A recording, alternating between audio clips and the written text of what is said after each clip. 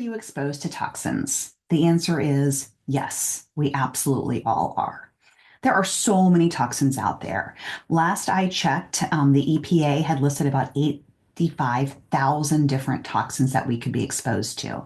And what happens in the testing of these toxic chemicals is they find that the chemical probably doesn't cause much of a problem. However, the issue is not that one toxin.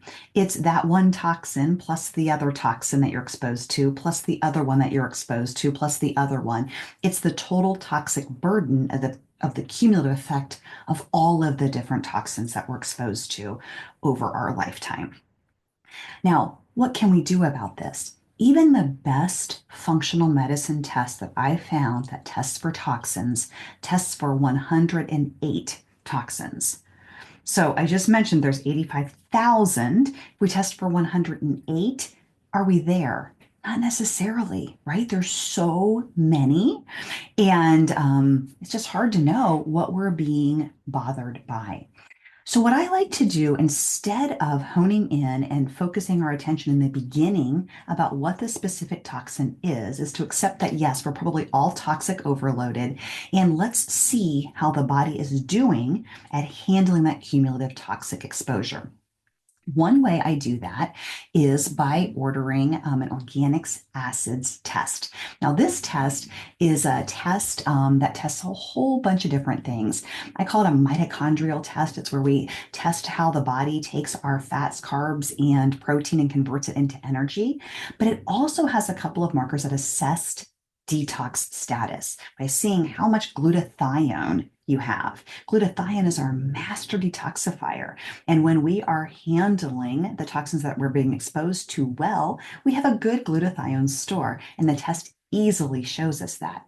Now, if the glutathione store isn't good, what can we do about it? Well, some of it can be our genetics. So sometimes some people are more equipped to handle detoxification than other people, but we can't do much about that. We can do much about the other things. We can limit our toxin exposure coming in, and we can help our bodies better excrete the toxins that we're being exposed to. How do you limit the toxins? Well, you make better choices. You limit them where you can. How do I do this? Well, I try to avoid plastics.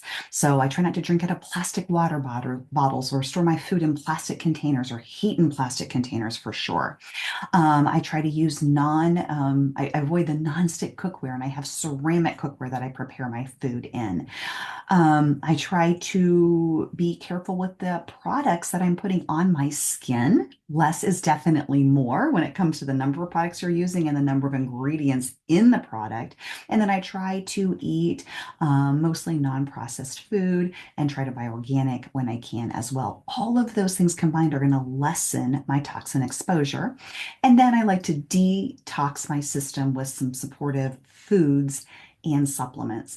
You have to go through 3 phases of detoxification. Phase 1 takes the toxin and converts it into an intermediate and uses a lot of antioxidants to facilitate that conversion. And then from the intermediate to the excretory derivative, we go through phase 2 detoxification, which requires a lot of amino acids. And then that phase, after phase 2, we have the excretory derivative that needs to be bound up with a binder so we don't recirculate that back into our system again. And so facilitating this detox is very helpful as well. I'll show you a couple of pictures that show this a little bit better and will make it make a little bit more sense here. So this is what I look at on the oat test. Markers number 58 and 59 show me how well someone's glutathione status is. You really want these markers to both be low. Low markers indicate high glutathione status. So this number 58 is good. We like it to be below this 50th percentile middle line here. This one is high. So this means this person does need some help with boosting their glutathione stores.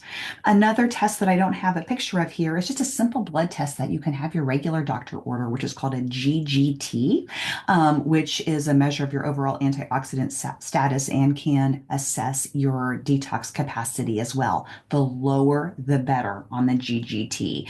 Um, I believe the normal reference range is below 60 or 65 is normal. You really want that much lower than that. Down below 20 would be where we would want to shoot for.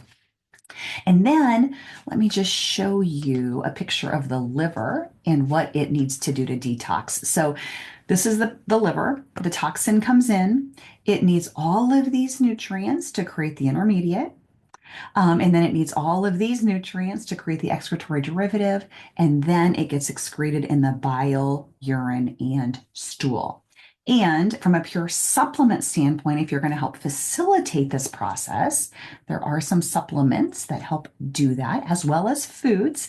But Detox Support 1 supports phase 1 detoxification, Detox Support 2 supports phase 2 detoxification, and then Biotoxin Binder helps support phase 3 detoxification. If you need help with this, I'd love to help you.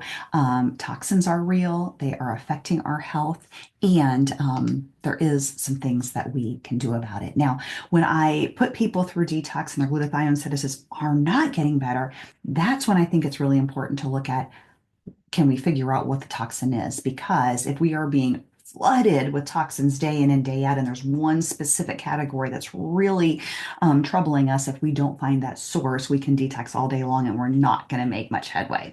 That's when it becomes really important to find it. But that's not where I start. I start with assessing the overall system and seeing where we're at.